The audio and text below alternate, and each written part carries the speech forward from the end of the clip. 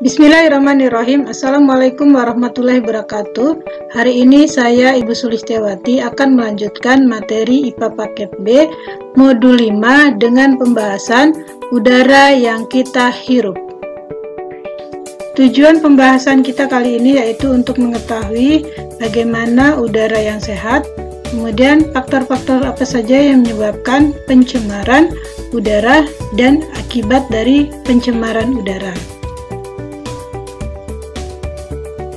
Manusia membutuhkan udara yang bersih dan udara yang sehat untuk bernapas.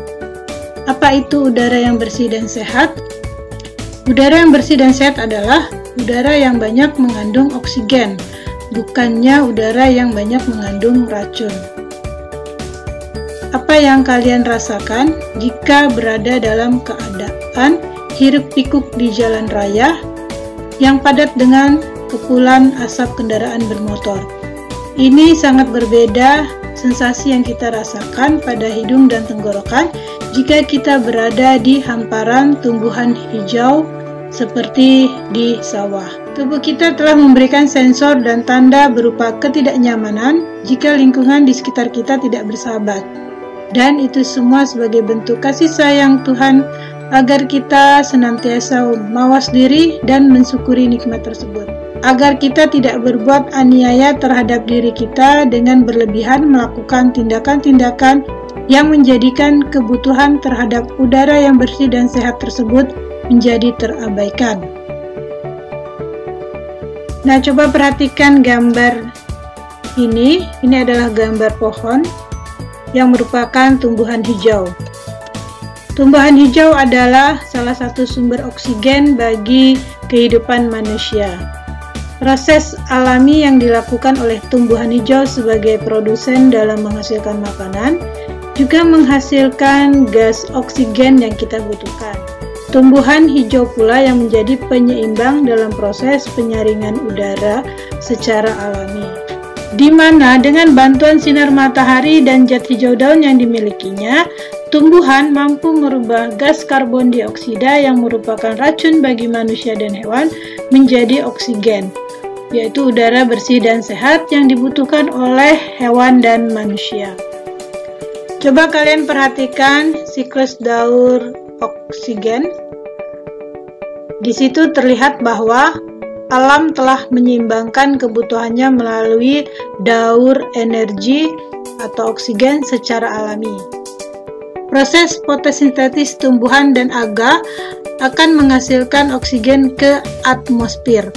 Oksigen dihirup oleh hewan dan digunakan sebagai pembakar sari makanan sehingga dapat dihasilkan tenaga untuk beraktivitas. Aktivitas industri dapat bekerja ketika tersedia oksigen. Oksigen digunakan dalam pembakaran.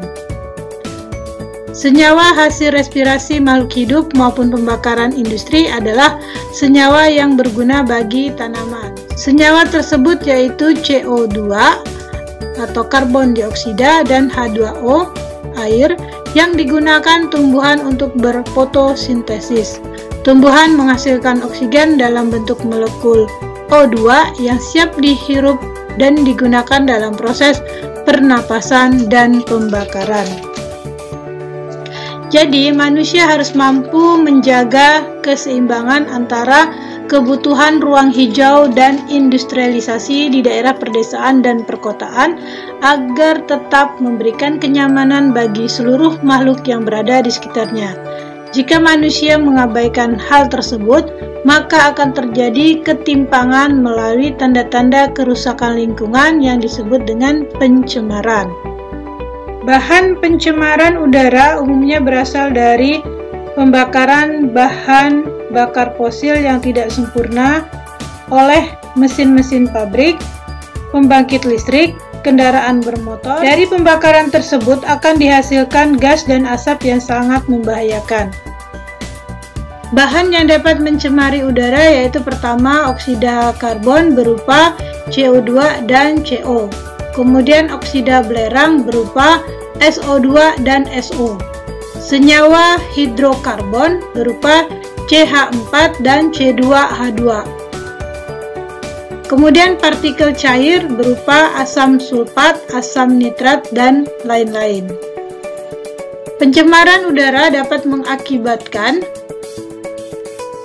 jika kadar CO2 tinggi, gas tersebut akan membentuk lapisan tersendiri di atmosfer.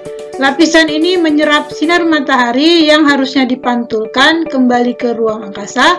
Hal ini menyebabkan suhu di bumi meningkat. Peristiwa ini disebut dengan efek rumah kaca. Gas CO atau karbon monoksida mempunyai daya ikat lebih tinggi terhadap hemoglobin. Jika banyak hemoglobin yang berikatan dengan gas CO akan menyebabkan tubuh kita kekurangan oksigen. Akibatnya, badan kita akan menjadi lemas. Oksida belerang dan oksida nitrogen jika bereaksi dengan air akan membentuk senyawa sulfat dan nitrat yang bersifat asam. Zat asam tersebut jika turun bersama hujan akan menyebabkan hujan asam dan dapat merusak tumbuhan, mikroorganisme tanah, serta kehidupan hewan air tawar. Gas CFC atau klorofluorokarbon yang digunakan sebagai pendingin atau gas penyemprot akan merusak ozon sehingga meningkatkan radiasi sinar ultraviolet ke muka bumi dan dapat menyebabkan timbulnya kanker kulit. Pencemaran udara dapat mengakibatkan kerugian makhluk hidup ataupun gangguan kesehatan pada manusia. Berikut ini adalah beberapa akibat yang ditimbulkan oleh pencemaran udara di sekitar kita. Yang pertama yaitu hujan asam. Pencemaran berupa gas sulfur oksida yang bereaksi dengan uap air di udara akan menimbulkan hujan asam. Asam tersebut bersama dengan air hujan akan jatuh ke bumi sebagai hujan asam yang dapat mengakibatkan kerusakan atau kematian tanaman dan hewan, merusak bangunan, khususnya yang terbuat dari kayu dan besi. Dampak pencemaran yang kedua yaitu kerusakan lapisan ozon. Ozon akan berubah menjadi oksigen jika bereaksi dengan CFC atau klorofluorokarbon yang berasal dari gas buangan peralatan rumah tangga seperti AC, lemari es, parfum, dan hairspray. Akibat hal ini akan merusak lapisan ozon yang ada di atas permukaan bumi sehingga terjadi lubang ozon. Sinar ultraviolet akan melalui lubang ozon sampai ke permukaan bumi yang potensial sebagai penyebab kanker kulit pada manusia. Dampak pencemaran yang ketiga yaitu pemanasan global. Efek rumah kaca atau pemanasan global akan meningkatkan panas bumi. Pemanasan global ini akibat pencemaran udara yang berupa karbon dioksida. Gas ini berasal dari asap pabrik, asap kendaraan bermotor, hasil kebakaran hutan, dan pembakaran sampah. Gas ini akan naik ke atmosfer dan menghalangi pemancaran panas dari bumi, sehingga panas memantul kembali ke bumi, sehingga terjadi kenaikan panas bumi.